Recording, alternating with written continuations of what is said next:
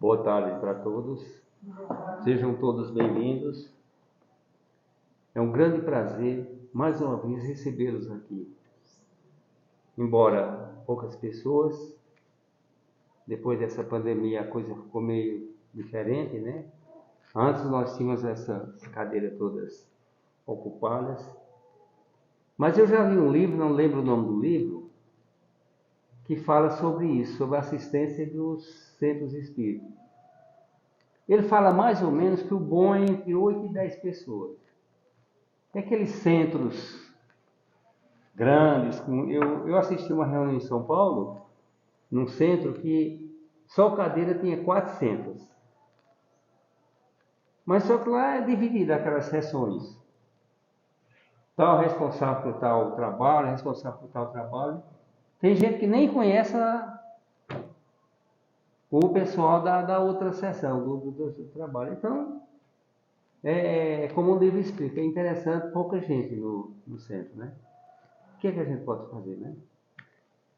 E hoje, nós temos do Centro Novo Horizonte a nossa irmã Dilma para fazer a nossa palestra.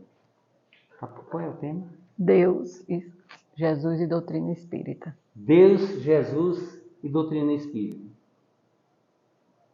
Para iniciarmos, eu vou fazer uma oração. Senhor, nesse instante muito sublime, queremos baixar as nossas cabeças e ao mesmo tempo elevarmos os nossos pensamentos até o alto, para podermos ficarmos conectados com a espiritualidade maior e pedir, Senhor, que nos ajude, nos intua, derrama tuas bênçãos sobre esse centro e derrama tuas bênçãos sobre a nossa palestrante, para que, através dessas bênçãos, através de palavras simples, ela possa deixar claro, bem explicado o que ela vai falar aqui. E que esses ensinamentos sirvam para a nossa evolução, que é o nosso objetivo. Que assim seja. Com a palavra, a nossa irmã Dilma.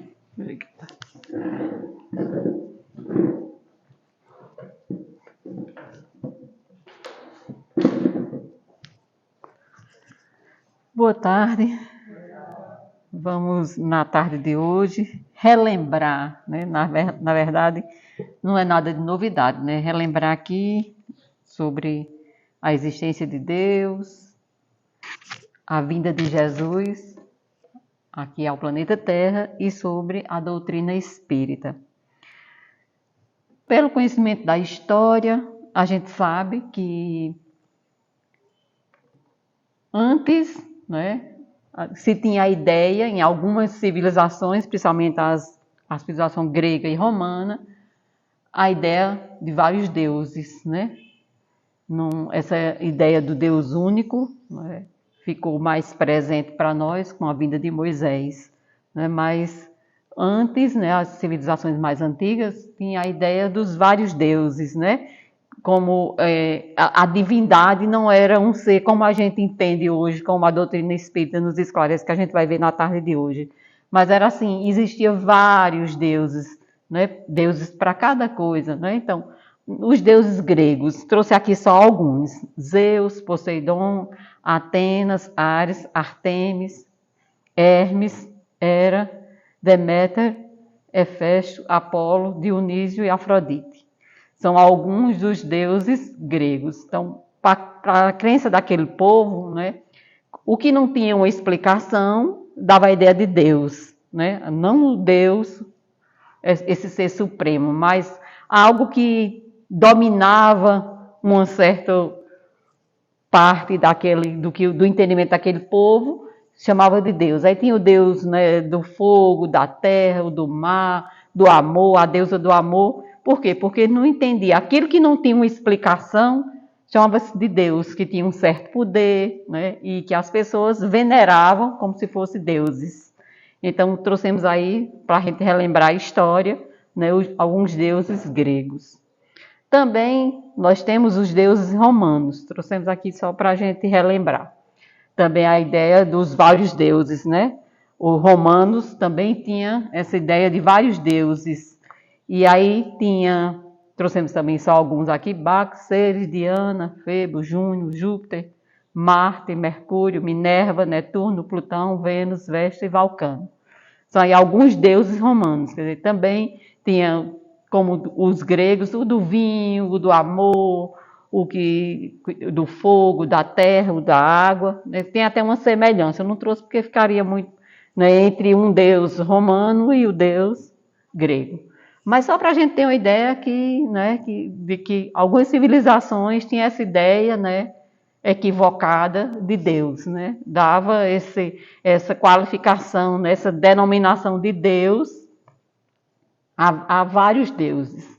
E aí, para a civilização mais moderna, trazendo para um tempo mais atrás do nosso tempo atual, mas depois dessa ideia desses deuses, Deus nunca deixa ninguém desamparado, a humanidade terrena, e as civilizações sempre enviou alguém que pudesse nos orientar, e Deus enviou como uma missão Moisés, né, que veio com essa missão de nos apresentar essa ideia do Deus único. Que a essa época de Moisés, a civilização já tinha uma ideia, só que estava esquecido dessa ideia do Deus único. E aí Moisés veio com essa missão, né? Trouxe para a gente para relembrar a ideia do Deus único. Tem também a missão, né, de livrar o povo lá da escravidão do Egito, mas vamos trazer aqui para essa ideia do Deus único. E eu trouxe aqui uma imagem para que a gente possa relembrar ela, dar alguns segundinhos para a gente analisar essa imagem e a gente fazer uma reflexão íntima, não precisa ninguém trazer para o público a sua reflexão, mas eu gostaria que a gente fizesse uma reflexão agora de alguns segundos sobre essa imagem.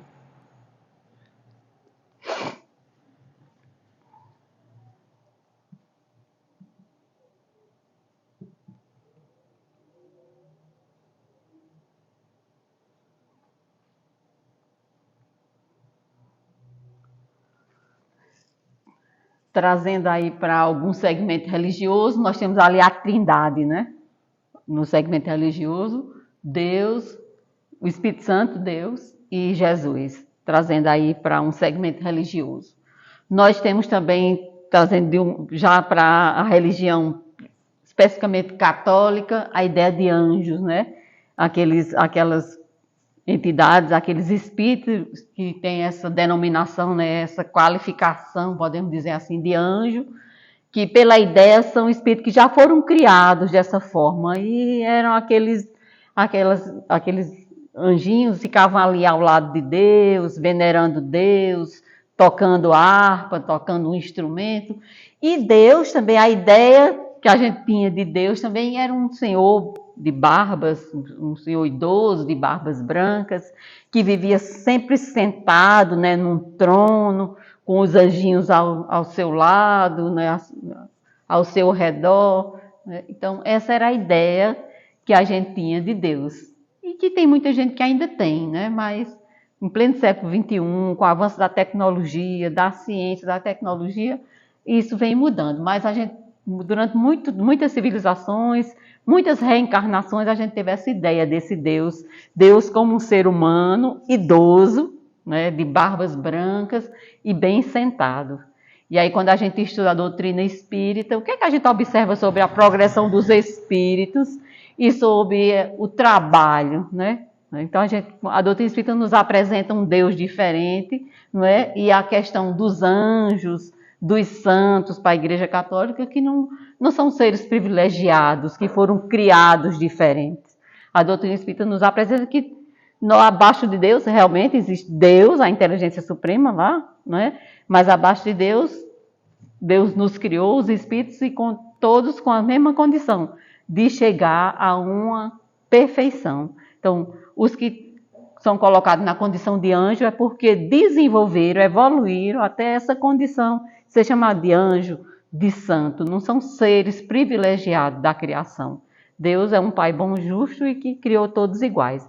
Mas a gente vai ver isso daqui a pouco.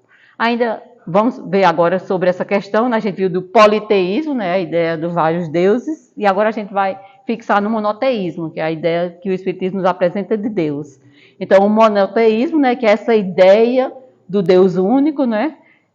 O monoteísmo é a religião que tem crença em um único Deus. As religiões monoteístas, como católica, evangélica, judaica, muçulmanos e etc., aceitam apenas a existência de um único Deus, o divino criador de todas as coisas do universo. Aquele que tem esta fé é chamada de monoteísta. Então, aí agora já é a ideia, né, que Moisés nos apresentou do monoteísmo, da ideia dos Deus único, né? Então, a ideia agora de que não existe vários deuses. Pode até existir entidades, né, mas não Deus, né? Então, agora aí já a ideia de um único Deus. Então, monoteísmo quer dizer um só.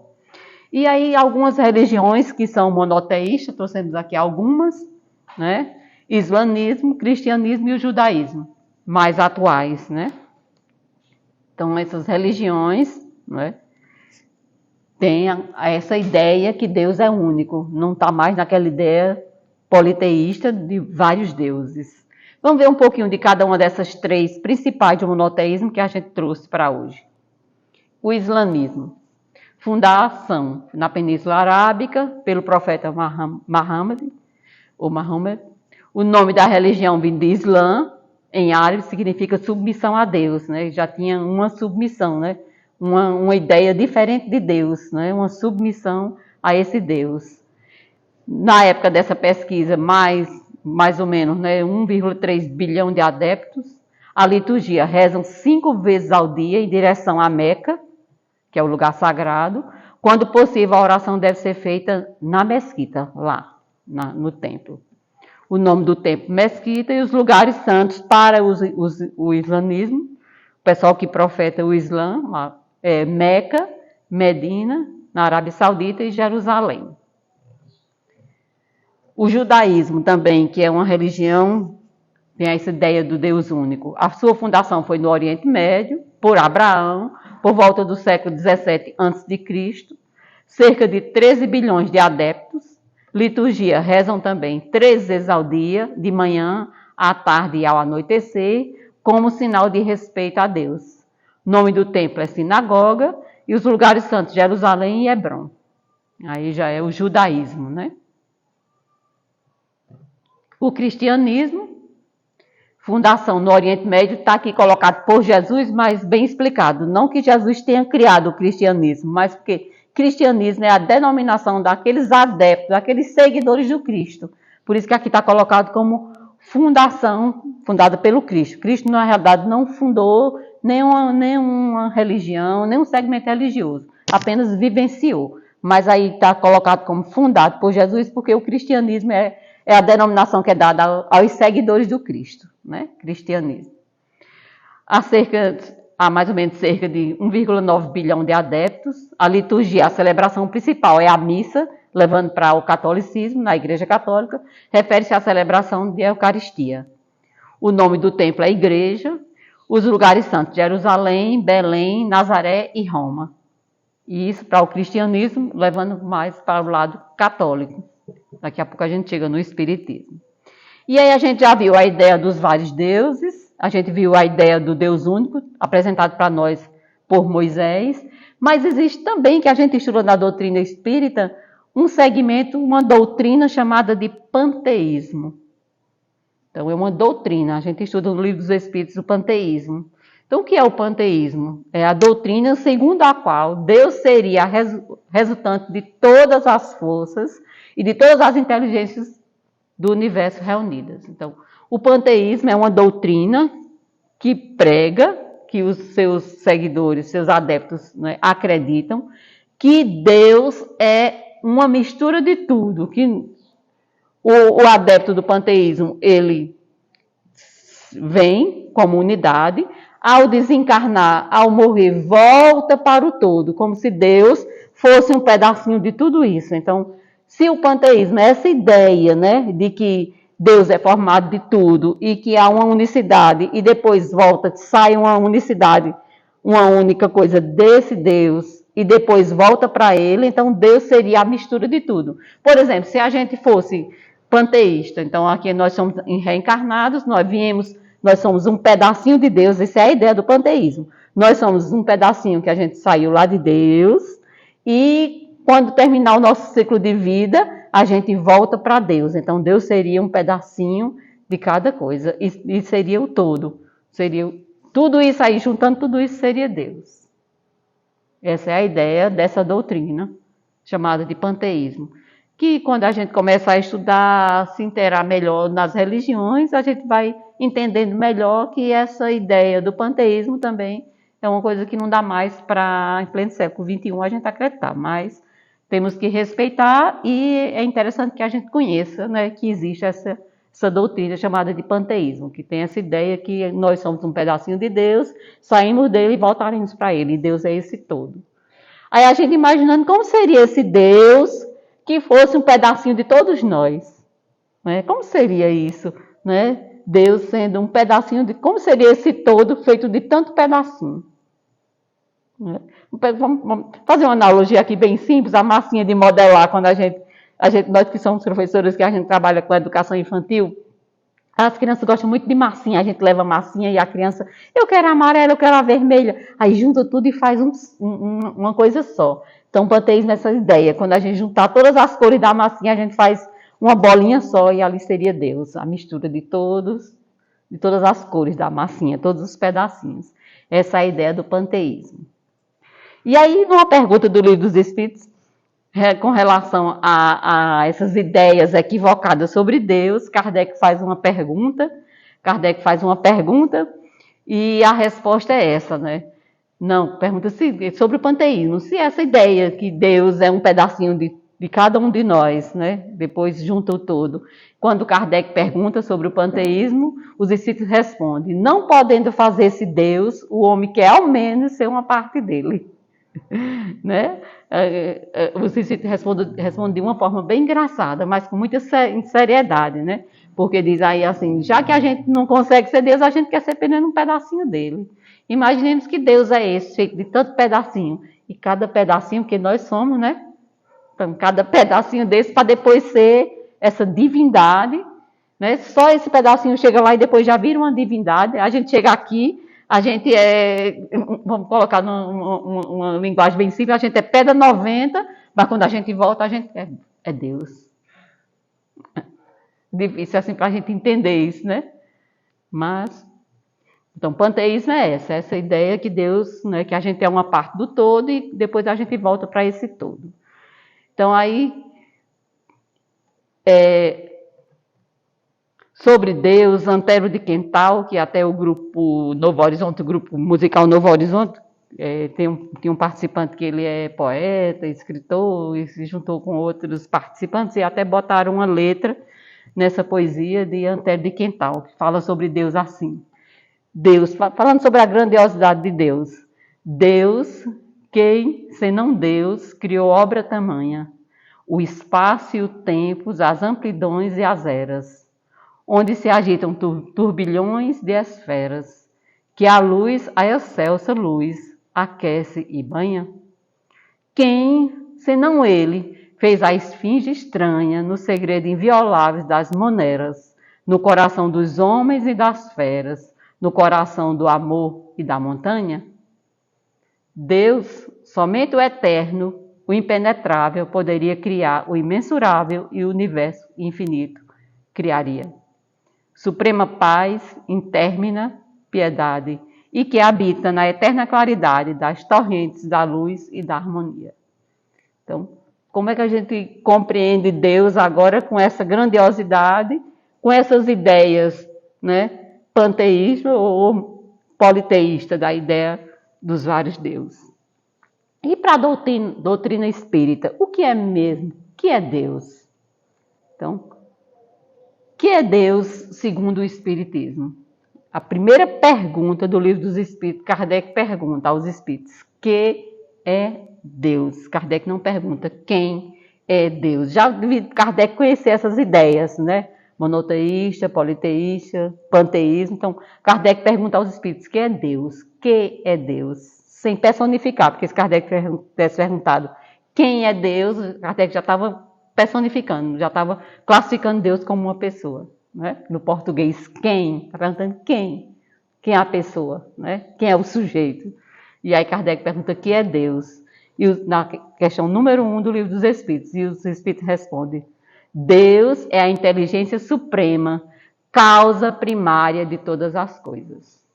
Vejamos agora que já nos dá uma ideia diferente de Deus. Ó. Deus é a inteligência suprema, causa primária de todas as coisas. Nem mais aquela ideia de Deus, dos vários deuses, nem a ideia, não é, de Deus como um ser, como uma pessoa, como um idoso, um velho, não é, uma pessoa de uma certa idade, um idoso, que fica sempre sentado, né, o tempo todo ocioso, porque sentado a pessoa o tempo todo está na ociosidade e com aqueles anjinhos ao seu lado. Então não dá mais para entender Deus assim. A doutrina espírita nos apresenta Deus como a inteligência suprema, a causa primária de todas as coisas. Já tirou aí de vez a questão de Deus ser uma pessoa. E aí Kardec ainda vai mais à frente. E aí nos apresenta também sobre Deus. Além de perguntar quem é Deus, o que é Deus, Kardec também pergunta como entender. Aí Kardec faz várias perguntas, né, na sequência sobre Deus. E aí Kardec pergunta, a primeira é que é Deus, né, inteligência suprema, causa primária de todas as coisas. Na segunda, Kardec pergunta, que se deve entender por infinito? O que não tem começo e nem fim. O desconhecido. Tudo o que é desconhecido é infinito. Então, um dos atributos de Deus é que Deus é infinito. O que é que quer dizer Deus como infinito? Porque Deus nem teve começo, nem teve fim. Nem tem fim. Infinito quer dizer o quê? Sem começo e sem fim. Porque se Deus tivesse tido um começo, se alguém tivesse criado Deus, esse aí que seria Deus, que teria criado algo, inteligência suprema, causa primária de todas as coisas. Então, se tivesse sido criado, isso que criou Deus é quem seria Deus. Então, Deus, né, não teve começo nem teve fim. Pode-se dizer que Deus é o infinito, Kardec ainda vai mais.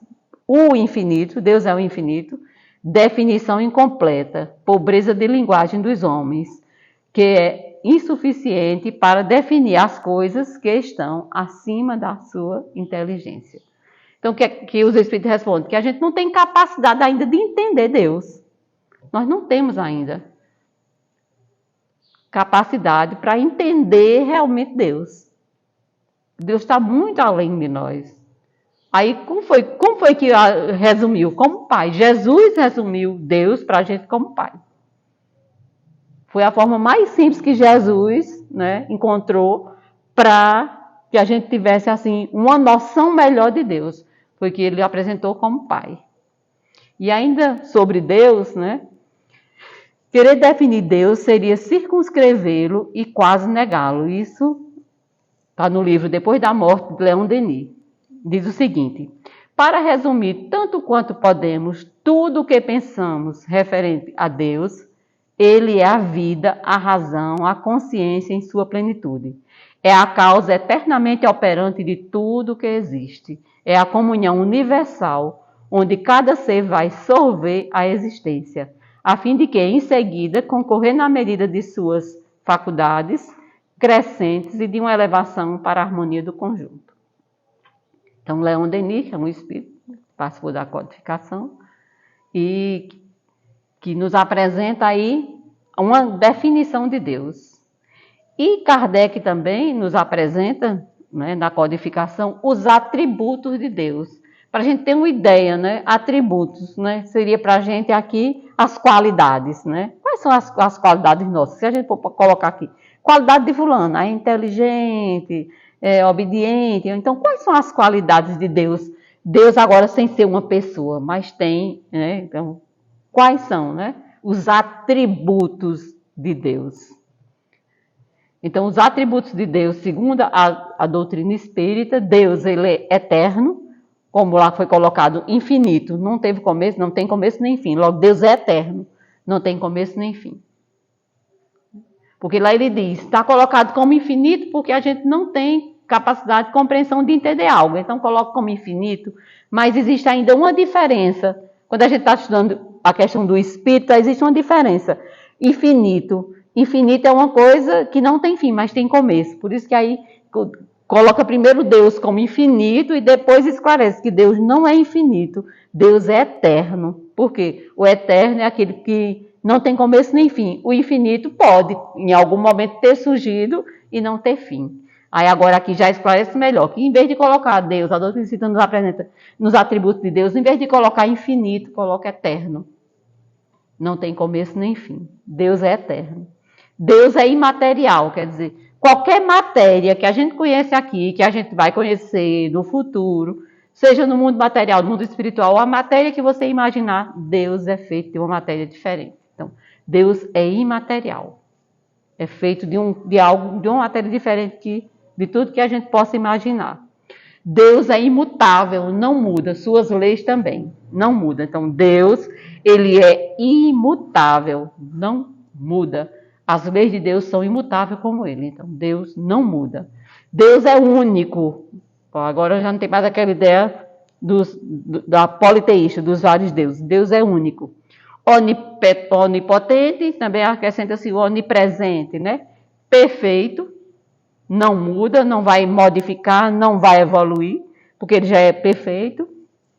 E é justo e bom. E aí, falando de justo e bom, é por isso que Jesus apresenta como um pai bom, justo e misericordioso. Porque foi como Jesus apresentou Deus para a gente, né? Foi como um pai. Então, pai, mas bom, justo e misericordioso. Por quê? Porque justo e bom é um dos atributos de Deus. E as provas da existência de Deus? Como a gente provar a existência de Deus? Não é porque às vezes alguém pode dizer assim, certo, então prove que Deus existe. Aí como provar a existência desse Deus? Né? Então, ainda onde se encontrar a prova da existência de Deus, também é uma questão do Livro dos Espíritos, lá no primeiro capítulo, na sequência, né, sobre Deus.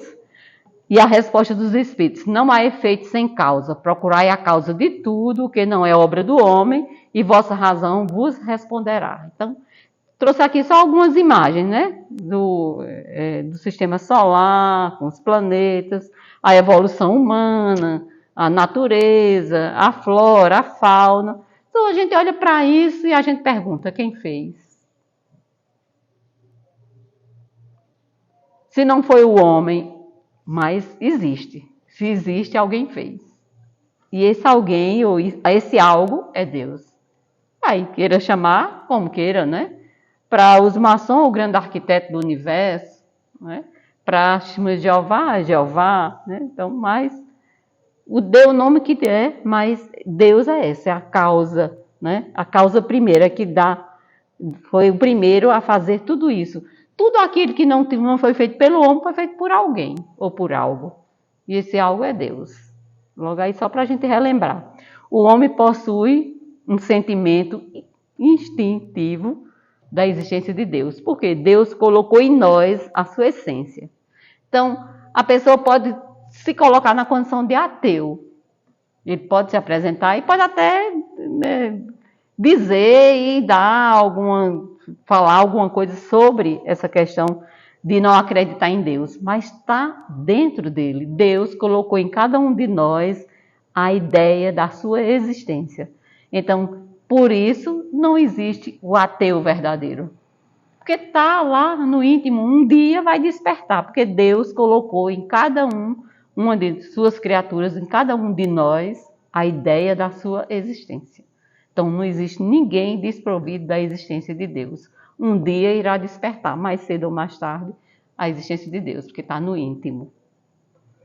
E agora nós vamos falar um pouco sobre Jesus, né? Nós vimos já Deus, né? Agora vamos falar um pouco sobre Jesus. Só relembrar, porque na verdade aqui a gente não está trazendo nada de novidade, mas de vez em quando é bom a gente relembrar. Jesus para a doutrina espírita. Como é que a doutrina espírita, na codificação de Kardec, trazido pelos Espíritos, mas codificado por Kardec, como é que a doutrina espírita nos apresenta Jesus? Porque Deus, né? Jesus já nos apresentou como um pai. E agora, a doutrina espírita nos apresenta Jesus como o modelo e guia. Então, Qual o tipo mais perfeito que Deus ofereceu ao homem para lhe servir de guia e modelo? A questão 625 do Livro dos Espíritos. Qual é o tipo mais perfeito que Deus ofereceu ao homem para lhe servir de guia e modelo? Questão 625, acho que é isso. Está aqui. É a resposta mais simples do Livro dos Espíritos. Os Espíritos foram unânimes. Jesus. Então, Jesus é o guia e modelo para a humanidade. A doutrina espírita nos apresenta Deus como a inteligência suprema, causa primária de todas as coisas, e Jesus como guia e modelo. Aí cada um de nós agora relembra o que é um guia e o que é um modelo. Né? Guia é alguém que vai o quê? Direcionar. Né? E modelo é aquele que a gente vai copiar. E aí, nossas reflexões íntimas, quem é que nós estamos copiando? Quem é que nós estamos seguindo? E aí fica uma reflexão íntima para todos nós. Então, quem é Jesus? Guia e modelo da humanidade. E Jesus, né, no Evangelho segundo o Espiritismo, Kardec nos apresenta Jesus em algumas frases, e eu trouxe aqui essa. Sou o grande médico das almas e venho trazer-vos o remédio que vos há de curar. Então, Jesus guia e modelo e vem nos trazer o remédio que vai nos fazer curar de nossos males. Então, sou o grande médico das almas, venho trazer-vos o remédio que vos há de curar. Está lá no Evangelho segundo o Espiritismo. Então, Jesus veio nos curar. Então, Jesus é médico de almas. Então, a cura, Jesus em vários momentos curou o corpo e fez uma diferença entre cura e salvação, que a gente vai ver aqui. Então, Jesus é o médico das almas, veio nos trazer o remédio, a cura. A sua missão, né, a missão de Jesus, foi a de transmitir aos homens o pensamento de Deus. E somente a sua doutrina, em toda a pureza, pode exprimir seu pensamento. Seus ensinamentos foram deixados não somente pelas palavras, mas sobretudo pelos exemplos. Né? Jesus viveu uma vida toda vivendo, né, os ensinamentos do Pai, de Deus, né? E a vida dele foi feita de só exemplos. Jesus não só falava, Jesus pregava pela necessidade que a gente tem de ouvir, mas principalmente ele exemplificava tudo aquilo que ele disse, ele exemplificou na sua vida, embora curta, né? Só viveu, né, na Terra 33 anos, mas a sua vida toda foi de exemplo desse amor de Deus, né?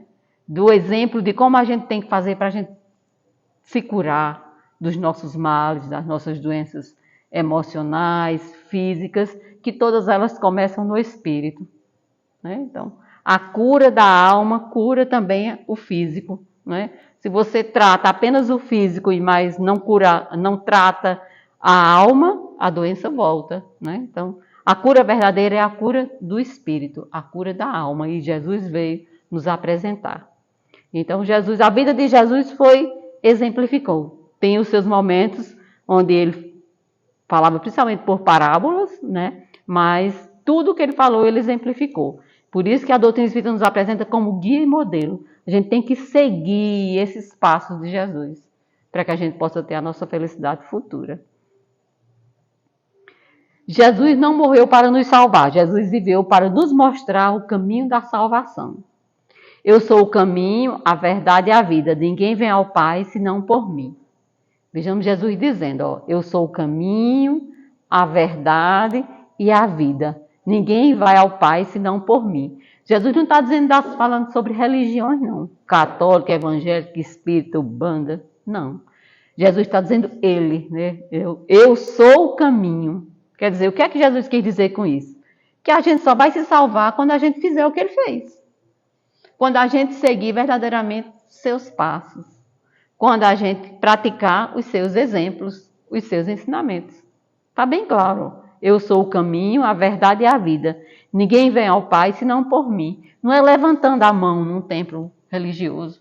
Não é fazendo um novo batismo. Não. É uma mudança íntima. Para o quê? Para que a gente possa vivenciar os ensinamentos trazidos por o Cristo. Quais são esses ensinamentos? Os ensinamentos de Deus. Jesus viveu aqui na Terra, né, uma vida toda em cima dos ensinamentos do Pai, de Deus. Então, a nossa salvação está nas nossas mãos. A nossa salvação é vivenciarmos o Evangelho do Cristo. É lembrarmos e colocar em prática os ensinamentos trazidos por Ele. Não tem outro caminho. Não tem.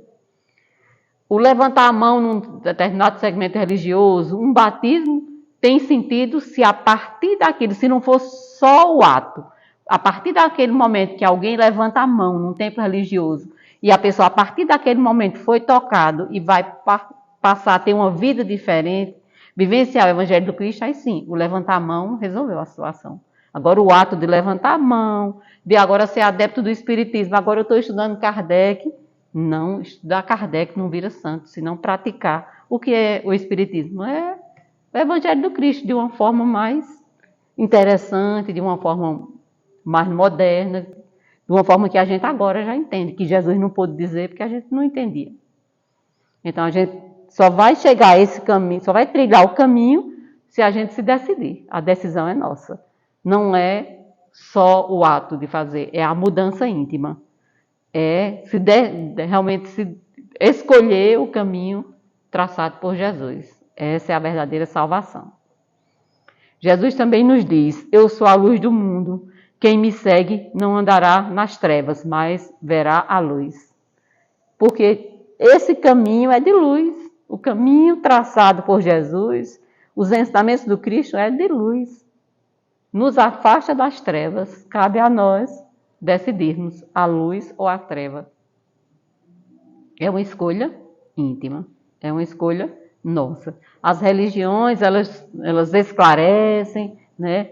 Mas essa escolha é uma escolha individual. A gente precisa que a gente escolha, decida mesmo seguir o Cristo. E seguir o Cristo também não é só na teoria. Leu o Novo Testamento, sabe o Velho Testamento todo de pé a ponta, sabe o Novo Testamento da capa ao final, a contracapa e tudo, sabe tudo que está no Evangelho e a vivência. Então não é só, né? Não é só ler, estudar, é praticar o Evangelho do Cristo, praticar realmente os seus ensinamentos, viver como ele viveu. E aí a sua vida, né? Toda a sua vida foi de exemplo. Teve um momento das curas, é verdade, Jesus curou, né? A gente sabe que não existe milagre, né? Que Jesus curou realmente, teve os seus momentos de cura, que serviu de exemplo, né? As pessoas muitas foram tocadas, e uma das vivências dele foi essa, né? Fazer com que as pessoas mudassem de vida. Mas será que todas as pessoas que foram curadas por Jesus realmente mudaram de vida? Será que elas foram curadas e salvas? Ou foram apenas curadas? Quantos daqueles leprosos voltaram para agradecer a Jesus? Então a gente tem que fazer essa diferença em curar e salvar.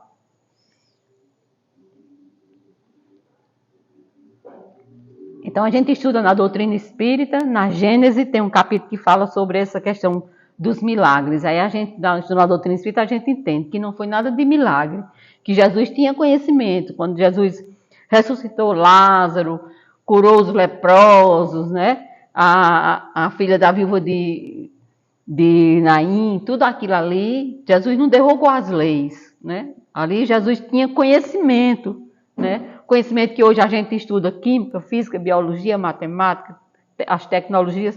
Jesus tinha esse conhecimento. Então, se fosse milagre, teria derrogado as leis, porque milagre é o quê? O que é mirabolante. Então, Jesus tinha conhecimento, e aí, usando esse conhecimento, que a gente hoje entende como química, física, biologia e muitas outras ciências que ainda não surgiram para nós, mas virá no futuro. Então, Jesus, com esse conhecimento, Jesus fez as suas curas. Mas não foram milagres, só colocado aí milagres do Evangelho, mas na verdade não foram milagres. Quando a gente estuda lá no livro A Gênese, a gente vai entender que não foi milagre. Se fosse milagre, estava derrogando as leis divinas.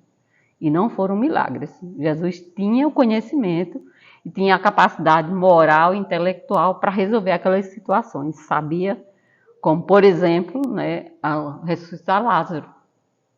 A gente sabe lá pela passagem que as irmãs mesmo já diz, Marta e Maria, as irmãs de Lázaro, pediu para não abrir lá o túmulo, lá onde estava sepultado Lázaro, porque já estava com 3 dias, já estava fedendo, já estava com mau cheiro, né, realmente. Mas Jesus sabia que Lázaro não estava morto. Porque essa questão da morte também é interessante. Porque se Lázaro realmente tivesse morto, Jesus não tinha ressuscitado. Porque ele ia derrogar a lei. Porque a morte, né, morrer e desencarnar são coisas diferentes.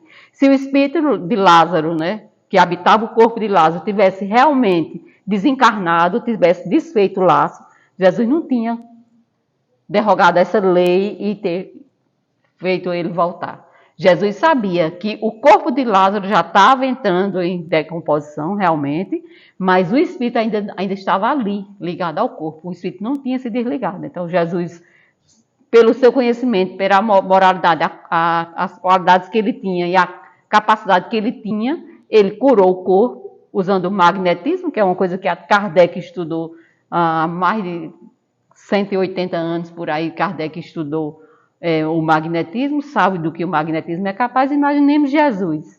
Então, Jesus, usando o magnetismo, curou o corpo e ordenou o espírito, porque o espírito não estava desencarnado. O espírito ainda continuava ligado ao corpo de Lázaro. Então, não foi milagre.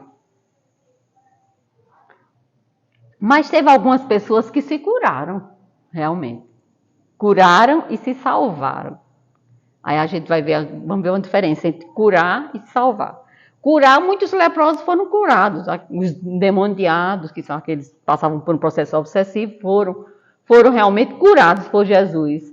Mas a maioria deles não se modificaram. Tiveram aquela cura, mas depois continuaram na mesma vida e a doença voltou, né? Mas teve algumas pessoas que elas foram curadas, mas elas foram salvas. Jesus realmente salvou, mas salvou porque cada uma dessas pessoas, se modificaram depois da presença de Jesus.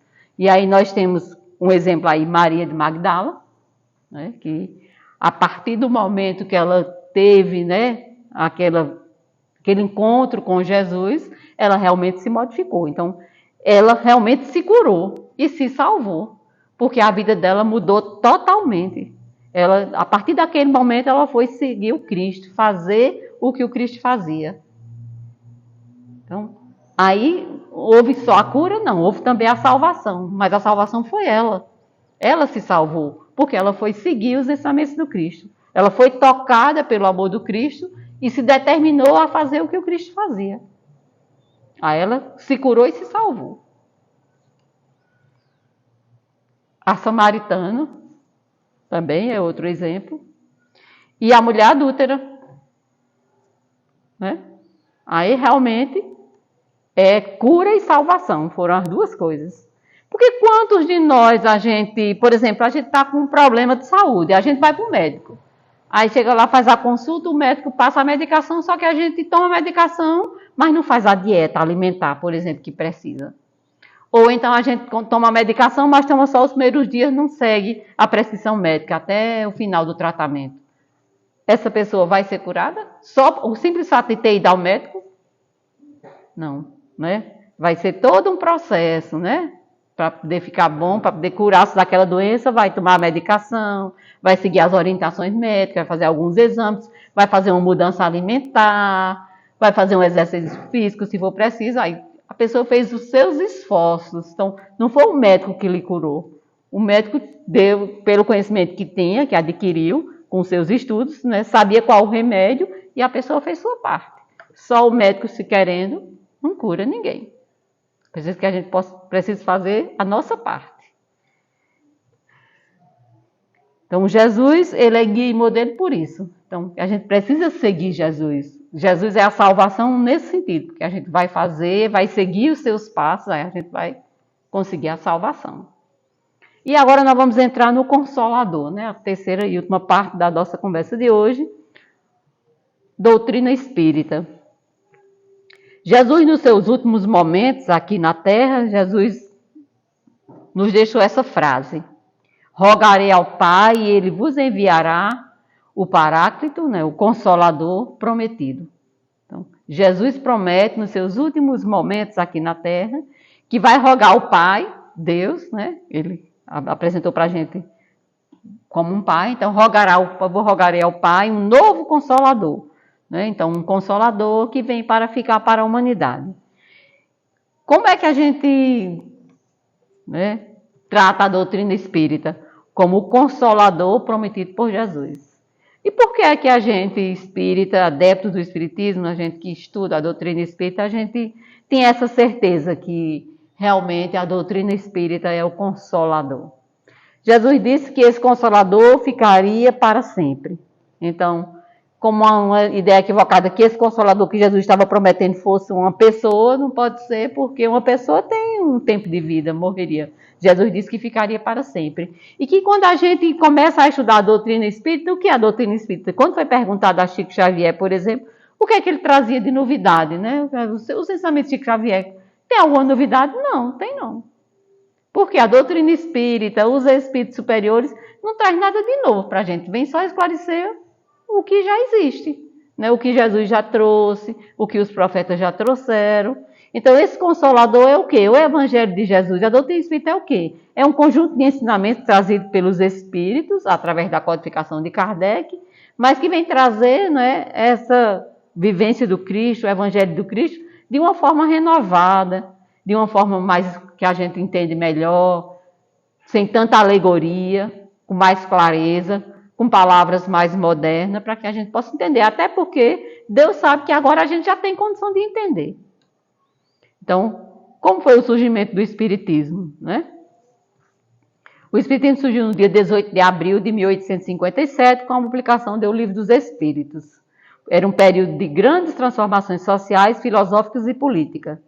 Época do surgimento das ciências e do estudo da mente. Então, não é por acaso que a doutrina espírita surgiu nesse momento, surgiu na Europa, porque lá era o centro, né, de tudo, os olhos do mundo estavam voltados para a Europa. Então, tudo programado, né, do jeito que Jesus prometeu. Então, o surgimento da doutrina espírita foi no dia 18 de abril de 1857 e irá fazer agora, dia 18, 166 anos. Então, a doutrina espírita é o Consolador prometido por Jesus. Assim, o Espiritismo, Kardec coloca lá no Evangelho segundo o Espiritismo, assim, o Espiritismo realiza o que Jesus disse do Consolador prometido. Conhecimento das coisas, fazendo o quê? O homem saiba de onde vem, para onde vai, por que está na terra, atrai para os verdadeiros princípios da lei de Deus e consola pela fé e pela esperança. Está lá no Evangelho segundo o Espiritismo. Então, o Espiritismo é chamado de Consolador porque vem nos consolar realmente, de uma forma mais esclarecida, de uma forma mais simples, né? Então, o objetivo maior da doutrina espírita é fazer com que a gente nos esclareça e nos console diante das dificuldades da vida. Por isso é chamado de Consolador. A doutrina espírita nos apresenta aí alguns princípios básicos da doutrina espírita. Deus, nosso Pai, Jesus, nosso mestre, guia e modelo, vida após a morte, livre-arbítrio, reencarnação, amor ao próximo e doutrina consoladora. Então, a doutrina espírita nos esclarece sobre isso. São os pontos principais da doutrina espírita. Deus, a doutrina espírita coloca Deus como causa primária. Lá, a primeira pergunta do Livro dos Espíritos é que é Deus. Aí, os princípios básicos da doutrina espírita. Primeiramente, Deus, a comunicabilidade dos espíritos. A doutrina espírita também vem nos esclarecer que a vida não começa no berço e nem termina no túmulo, que após a morte do corpo físico sobrevive o espírito e pode se comunicar com o mundo material. A doutrina espírita nos esclarece, a gente, né, entende com os estudos, com as comunicações, né, com os médiuns nas casas espíritas, é possível se comunicar com alguém que já está desencarnado. Logo, é um dos princípios básicos, que é a comunicabilidade, que é possível a comunicação entre o mundo espiritual e o mundo material. A pluralidade das existências, né, também é um dos princípios básicos, que a vida não começa no berço, nem termina no túmulo. Nós estamos aqui, mas já tivemos outras encarnações e ainda teremos muitas outras reencarnações. A existência dos espíritos, a pré-existência deles, que antes de a gente nascer, esse espírito já vivia, já estava lá no mundo espiritual, se preparando para uma nova reencarnação. E a pluralidade dos mundos habitados também é um dos princípios básicos da doutrina espírita, que não é um privilégio a vida na Terra. Né? Existem vários outros planetas habitados. Não é um privilégio a Terra ser um planeta habitado. A gente também estuda isso na doutrina espírita, então é um dos princípios básicos. Pluralidade dos mundos habitados. A existência de Deus como causa primeira de todas as coisas, a existência dos espíritos como seres imateriais e imortais, né, que a vida não acaba com a morte do corpo. A evolução dos espíritos também, a doutrina nos apresenta que os espíritos eles evoluem. A cada existência é uma oportunidade de evolução e de progresso. A reencarnação como processo natural de evolução espiritual. A mediunidade como meio natural de comunicação entre os espíritos, é através da mediunidade que os espíritos se comunicam, né, com o mundo material. Então, os médios são aquelas pessoas que têm essa predisposição orgânica, né, que tem como se comunicar, que dá a oportunidade dos espíritos encarnados se comunicarem. E para isso existe o espírito, o perispírito e o corpo. Então, a comunicação entre o mundo espiritual e o material é através do perispírito, e do mundo material para o espiritual também através do perispírito. A moral cristã como código de ética espírita, a moral do Cristo, e a pluralidade dos mundos habitados. E aí Kardec, né, organizou tudo isso num Pentateuco, né, 5 livros básicos da doutrina, que são esses aí. Livro dos Espíritos, Livro dos Médios, o Evangelho segundo o Espiritismo, o Céu e o Inferno e a Gênese. São os 5 livros básicos da doutrina espírita. É chamado de Pentateuco espírita. Então, Kardec organizou tudo isso, fazendo as consultas aos espíritos, foi organizando, e aí nós temos as 5 obras básicas da doutrina espírita. E aí, sobre esses livros, eu trouxe aqui uma imagem para a gente ter uma ideia sobre esses livros. Então, aí, o livro dos Espíritos está no meio, aí nós temos aí, por exemplo, do livro dos Espíritos, se você quiser saber de onde vem, né? O livro dos Espíritos, a primeira parte. Dessa primeira parte do livro dos Espíritos surgiu o livro A Gênese. Da segunda parte do livro dos Espíritos surgiu o livro dos Médios, que é O que eu sinto. Então, de onde eu vim, primeira parte, a Gênese. Toda a explicação da criação. Nesse livro, a Gênese é toda a criação. Então, se você está querendo saber o que eu sinto, eu tenho umas coisas, eu vejo, eu escuto, eu sinto isso quando eu chego em certo ambiente. Então, se você está com dúvida, o que você sente, o que eu sinto? Então, o livro dos Espíritos, na segunda parte, das questões 330 a 613, aí tem o livro dos Médiuns. A terceira parte é o Porquê Sofro, as explicações. O livro dos Espíritos, terceira parte, é questão 614 a 619, o Evangelho segundo o Espiritismo. Aí a gente vai entender a questão dos nossos sofrimentos, por que um sofre mais do que outros, por que um nasce rico, o outro nasce pobre, por que um nasce sadio, o outro nasce doente, por que aqui um vive muito tempo, o outro morre em tenra idade, às vezes até no ventre da mãe. Todas essas explicações do Evangelho segundo o Espiritismo. E da quarta parte do Livro dos Espíritos, que vai da questão 920 a 919, para onde vou? Então, após a morte do corpo, vou para onde? Essas dúvidas, leia o livro O Céu e o Inferno. Então, das 4 partes, o Livro dos Espíritos dividido em 4 partes, cada uma dessas obras. Então, se tiverem curiosidade, aqui no Centro Espírita deve ter estudo de alguns livros do Evangelho, deve ter, mas as casas espíritas geralmente oferecem estudo desses livros. Mas quem quiser ler, tem aí na internet, as livrarias do Centro Espírita também vendem. É interessante para a gente se aprofundar mais sobre a doutrina espírita. Então, o Livro dos Espíritos, dividido em 1019 perguntas, dividido em 4 partes, cada uma dessa parte deu origem a um livro. Então, da questão 1 a 329, a Gênesis. Da questão 330 a 613, o Livro dos Médiuns. Da questão 614 a 919, o Evangelho segundo o Espiritismo. E da questão 920 a 1019, o Céu e o Inferno. Certo? E aí Deus nunca deixa a gente desamparado. A doutrina espírita nos apresenta alguns espíritos, né, que já evoluíram, já alcançaram um grau de evolução e que já contribuem, né, com o progresso da humanidade, dando as suas comunicações, fazendo seus trabalhos. Aí estou sendo só aqui alguns mais conhecidos, mas são inúmeros. Nós temos aí Emmanuel, André Luiz, Joana de Ângeles, o próprio Kardec, Chico Xavier e Bezerra de Menezes. São alguns dos exemplos, né, da imortalidade da alma que esses espíritos viveram aqui na Terra e hoje prestam um grande serviço para a humanidade. E Kardec como codificador da doutrina, Jesus e Kardec como codificador da doutrina, provando para a gente que os espíritos continuam trabalhando após a morte do corpo físico. Então, se a gente continua trabalhando, imagine Deus para estar sentadinho lá numa cadeira, né?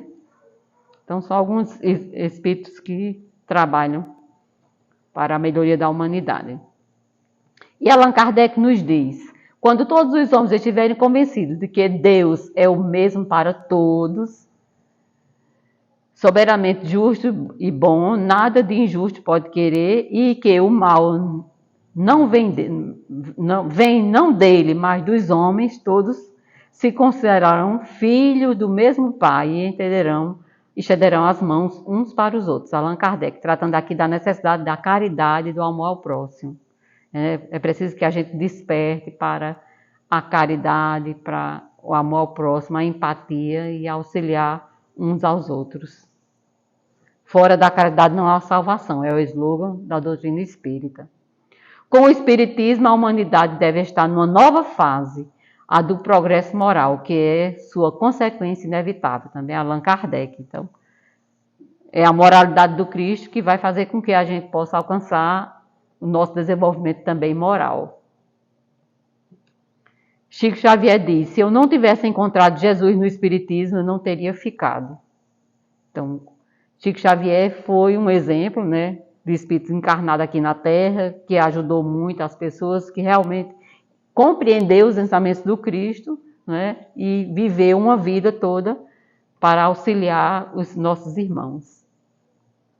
A doutrina espírita também nos apresenta Deus como a inteligência suprema, Jesus como guia e modelo e Kardec, a base espírita. A base do espiritismo é Kardec. Então, o slogan da doutrina espírita: fora da caridade não há salvação. E aí a gente viu algumas religiões, viu a questão de Deus, as religiões, né? Mas será o que importa mesmo é a religião? Não importa qual a sua religião. O que importa é se ela transforma você em um ser humano melhor. Então, não importa essa questão de religião, tanto é que Jesus não deixou nenhuma religião. Está lá colocado, né, como de Jesus, mas só o cristianismo, mas só porque o cristianismo é o quê? São os adeptos, os seguidores de Jesus. Mas não importa a religião.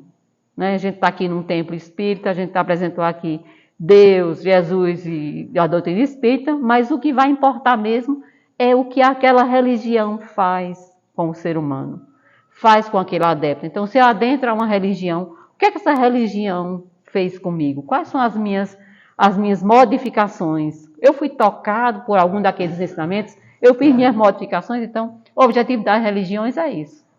É a modificação, é a vivência do Evangelho do Cristo. É a gente fazer as nossas mudanças necessárias. Então, não importa a religião. Importa é a melhoria, é a gente se melhorar, evoluir e crescer, moralmente, intelectualmente, principalmente moralmente.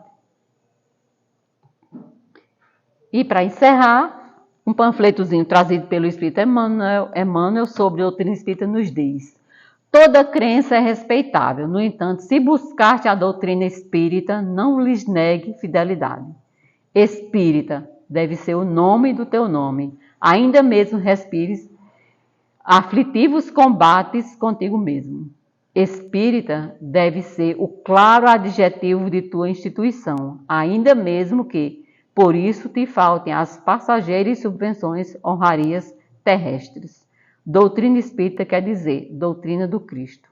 Guarda, pois, na existência como sendo a tua responsabilidade mais alta, porque dia virá em que só serás naturalmente convidado a prestares conta. Então, não importa a religião. Agora, se estamos num templo espírita, devemos seguir a doutrina espírita, os ensinamentos de Kardec. Mas, no geral, não importa a religião. Essa mensagem assim é porque nós estamos num templo espírita. Então, devemos, se a gente se coloca como espírita, então devemos estudar a doutrina espírita, conhecer a doutrina espírita, vivenciar nos centros espíritas a doutrina espírita. É essa a mensagem que eu tinha para hoje. Agradeço a atenção. Muita paz para todos.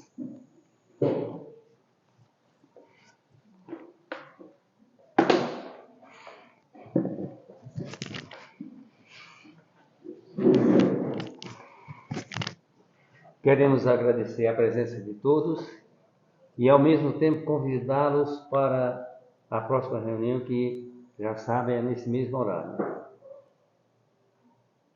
E dizer que, eu ouvindo a palestra da irmã, fiquei pensando, aquela parte que ela falou que algumas doutrinas acham que a gente vai para o céu quando morre e fica vendo Deus lá sentado e os anjos tocando harpa. E eu fico pensando, tem lógica isso? Eu vou ser sincero. Eu mesmo gosto muito de música, né? Já cantei coral, etc, tudo. Gosto muito de música. Mas você ouvir música hoje, uma semana, um mês, um ano, e assim sucessivamente, eu acho que iria chegar, não, tenho certeza que iria chegar ao ponto de alguns mais nervosos se levantar e pegar a harpa, me dá essa porcaria aqui, quebrar na cabeça dos anjos. Não, sinceramente. Quem é que aguenta direto isso? Então eu quero dizer que é uma coisa sem lógica, né? A irmã falou muito no Pentateuco, né? Principalmente no Livro dos Espíritos. A gente fala muito no Livro dos Espíritos aqui. Talvez ninguém nunca explicou, para quem não entende, nunca leu esse livro, qual é o conteúdo realmente do Livro dos Espíritos. O Livro dos Espíritos é um livro que todos, principalmente aqueles que estudam o Espiritismo, deveriam ler. Porque ele é um livro que traz todo aquele fundamento do Espiritismo. Tudo que você quiser saber do Espiritismo, enfim, podemos dizer da religião, né? O Livro dos Espíritos ele é um livro de perguntas e respostas. Ele contém 1018 perguntas com suas respectivas respostas. Quem é Deus? O que é Deus? Para onde a gente vai quando morre? O que é a morte? O que é o espírito? Com todas as respostas. Resposta essa que, infelizmente, as religiões não dão. Não dão satisfatoriamente, deixa na dúvida, né? O Livro do Espírito tira toda essa dúvida. Por isso que eu falo, é interessante muito. Queremos agradecer à irmã Dilma, né? A irmã Dilma, pela sua palestra. Creio que todos gostaram. E eu tenho um anúncio para fazer aqui, que é o seguinte. O Espiritismo foi criado a partir do dia 18 de março... De abril. De abril, só estou adiantando. De 1857.